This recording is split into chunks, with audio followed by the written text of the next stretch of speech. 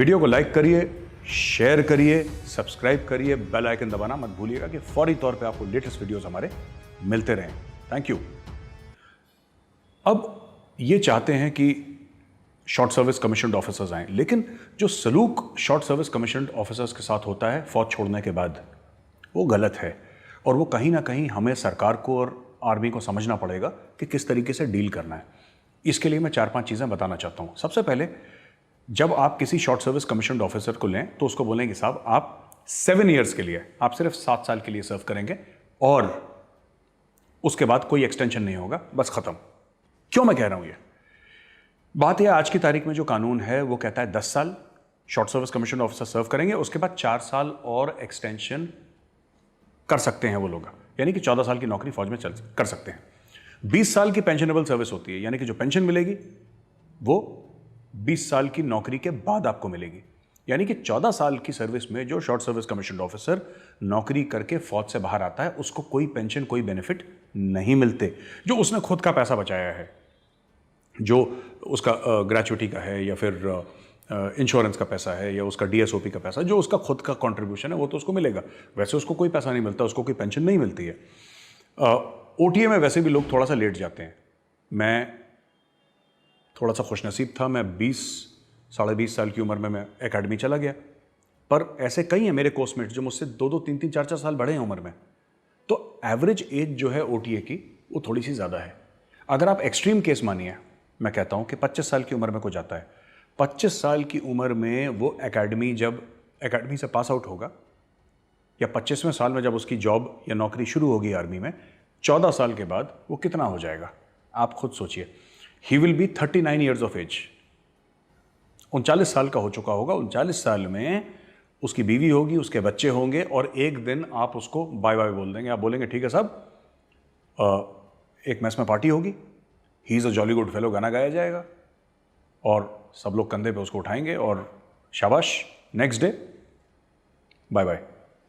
अब इससे क्या होता है कि एक दिमाग में बात आ जाती है कि I have not been treated well, और मुझे ऐसा लगता है कि फौज को बहुत कुछ करना चाहिए इस चीज़ के लिए। आपने एक आदमी को, जिसकी बीवी हैं, बच्चे हैं, बीवी बच्चों को साथ आपने एक ऑफिसर को सड़क पे छोड़ दिया कि अब तुम जाके फेंड फॉर योरसेल्फ। तो उसमें 2-3 चीज़ें हैं जो हमें करनी पड़ेंगी। पहली चीज़, बी वेरी क्लियर। डे 1 से आपको क्लैरिटी होनी चाहिए। जब आप एप्लीकेशन भरवाते हैं, एप्लीकेशन टाइम से you should be very clear, crystal clear कि आप 7 साल की नौकरी करेंगे, एक दिन ज़्यादा नहीं करेंगे। कोई फॉल्स होप मत दीजिए उसको। पहले दिन बोल दीजिए कि परमानेंट कमीशन जो मिलेगा rarest of the rare case में मिलेगा, वरना नहीं मिलेगा। आपको 5% का बैरियर रखना है, 10% का बैरियर रखना है, आप पहले दिन से लिखित में क्लियर कर दीजिए। ये जो एक्सटेंशन का मामला है इसको खत्म करिए। अभी जो भी रूल हैं, जो भी कानून बनाए गए हैं शॉर्ट सर्विस कमीशन्ड ऑफिसर्स की सर्विस को लेके, वो फौज के बेनिफिट के लिए बनाए गए हैं, जो कि गलत नहीं है, बनने भी चाहिए फौज के बेनिफिट के लिए। लेकिन कहीं ना कहीं आपको ऑफिसर का भी बेनिफिट देखना है। आपने सारा कुछ बोल दिया कि जी हमें इस बल्ज में, हमें इस लेवल पे ज़्यादा ऑफिसर्स की ज़रूरत है, आपने अपनी ज़रूरत पूरी कर दी, लेकिन उसका क्या? वो 14 साल के बाद जब फौज छोड़ेगा वो सड़क पे आ जाएगा। इकोनॉमिकली, सोशली, हर लेवल पे वो कॉम्प्रोमाइज़ हो चुका है तब तक। एक ट्रेंड है सेट आपका। अब इसको करना क्या चाहिए? देखिए, आप पहले दिन से, डे 1 से क्लियर कर दीजिए कि 7 ईयर्स, नो एक्सटेंशन। तो आप अगर 25 साल की उम्र में भी आते हैं तो 32 साल की उम्र से आप बाहर हैं फौज के। अच्छा, अब आपको उसको कॉन्फिडेंस देना है कि we will look after you. आप वो कॉन्फिडेंस कैसे देंगे? आप फाइनेंशियली देंगे, ट्रेनिंग के तौर पे देंगे और इमोशनली देंगे। अब मैं समझाता हूं फाइनेंशियली आप कैसे देंगे। सबसे पहले आपको फाइनेंशियली उसको एक पैकेज देना पड़ेगा, एक बड़ा पैकेज। मैं सजेस्ट करूंगा 1 करोड़ रुपया। जब वो फौज छोड़ के जाता है तो 1 करोड़ रुपए, उसकी भी शर्तें होंगी, सबको आपको 1 करोड़ रुपए नहीं देने, लेकिन उसकी भी शर्तें होंगी कि किस किस को वो 1 करोड़ रुपए टैक्स फ्री मिलना चाहिए शॉर्ट सर्विस ऑफिसर्स को। Right? You take care of him financially. Training wise, अगर वो कॉर्पोरेट सेक्टर में जा रहा है तो पहले आप 4 महीने की ट्रेनिंग उसकी आर्मी में करिए। देखिए, ये वो अफसर हैं जो, कई लोग इनमें से फॉरवर्ड एरिया से आ रहे हैं, फ्रंट से आ रहे हैं। अब गलवान, दौलत बेग ओल्डी, ये बच्चा इन नामों से वाकिफ है। सियाचिन ग्लेशियर से आ रहा है, कोई कश्मीर से आ रहा है, उसको नहीं पता कि आम जिंदगी में क्या हो रहा है। वो 10-11 महीने वहीं पे रहता है, सिर्फ 1-2 महीने के लिए घर जाता है। वो, उसको नहीं पता कि सिविल स्ट्रीट में क्या हो रहा है। He does not know it.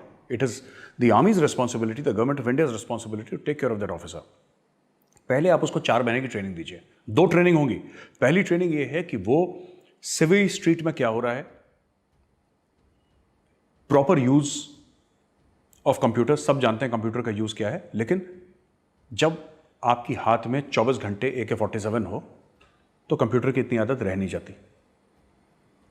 तो उसको फौज ट्रेन करे थोड़ा सा सिविल तौर तरीके में, पहली चीज। और दूसरे लेवल पे जो कॉर्पोरेट सेक्टर में जाना चाहे, उसके बाद he should be given the opportunity and total cost to be borne by the Indian army and the government of India. पूरी कॉस्ट, पूरा उसका जो पैसा है वो बेयर करेगी आर्मी, जो अभी भी करती है। लेकिन अभी वो करवाते हैं 6 महीने का कोर्स, IIM से भी करते हैं ऑफिसर्स।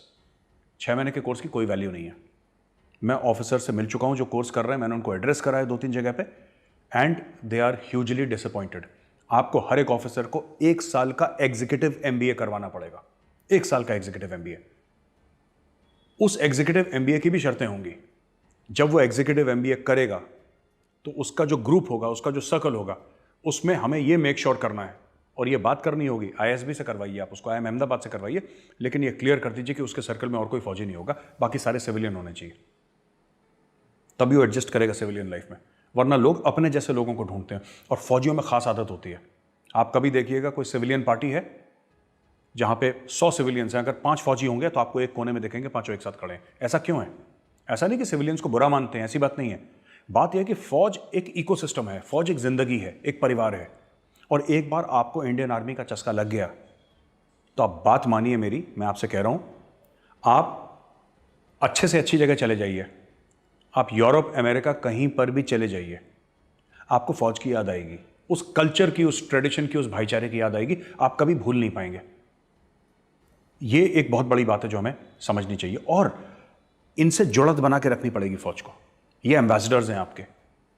ये चलेगा 1 साल का अपना एग्जीक्यूटिव MBA करने के बाद, कोई गूगल चला गया, माइक्रोसॉफ्ट चला गया, अमेजन चला गया, फॉर्च्यून 500 कंपनीज।